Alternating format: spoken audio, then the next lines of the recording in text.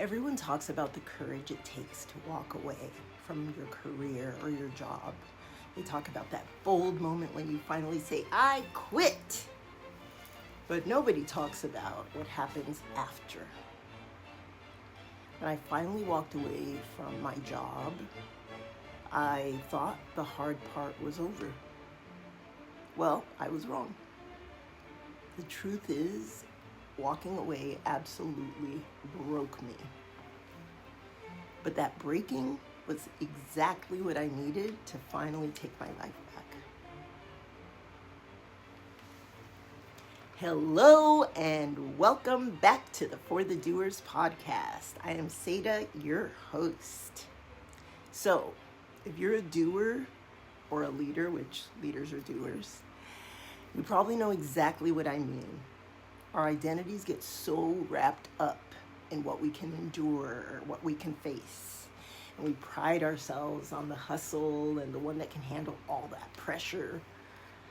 For me, that was leading in relentless, high volume, luxury retail environments. And on the outside, I was holding it all together. But on the inside, I was suffocating. I was trying to lead while carrying the unspoken weight of being a trauma survivor. I was pushing through severe anxiety and panic attacks, pretending everything was fine, because that's what we're taught to do. We just keep going. But living in survival mode isn't sustainable. Eventually, your mind and your body keep the score and say no more. Score no more. So I made the terrifying decision to walk away. And you know what happened? It didn't fix me like I thought it would. What I realized is when you stop running at 100 miles an hour, the silence becomes so incredibly loud. Suddenly, I didn't have the chaos of retail to distract me from my own healing. And I had to actually sit with my anxiety and panic and face that reality of my mental health and accept that I was a survivor without the shield of being busy and having a busy job title. And that was a breaking point. It was messy and it was uncomfortable and it made me feel completely vulnerable and afraid. I mean, it's the hardest thing I ever had to do. But here's what I learned about true mental self-care. It's not just bubble baths every once in a while and massages and face masks, even though I love a good massage. Sometimes self-care is making that agonizing decision to remove yourself from an environment that's not good for your mental health. As leaders, we're so used to taking care of everyone else. But true leadership, that starts with having the courage to lead yourself out of a situation that doesn't serve you.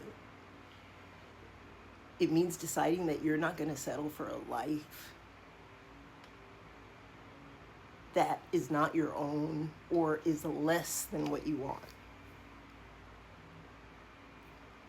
If you're watching this and you're holding it all together on the outside but falling apart on the inside, I want you to hear this. You are allowed to choose yourself. You're allowed to walk away. You are allowed to take care of yourself. Because it might break you for a while and it'll be messy and it doesn't happen overnight. But the payoff is living life on your terms, and that is priceless. If you've ever had to walk away from a toxic environment, a chaotic environment that's just not good for you, please leave it in the comments. We are a community of doers, and part of that is not having to do anything alone. That's why we have these conversations and talk about these topics that are real. Thank you so much for listening. Love yourself. Take care of yourself. And I will see you next time. Thank you so much. Have a fantastic day. Bye.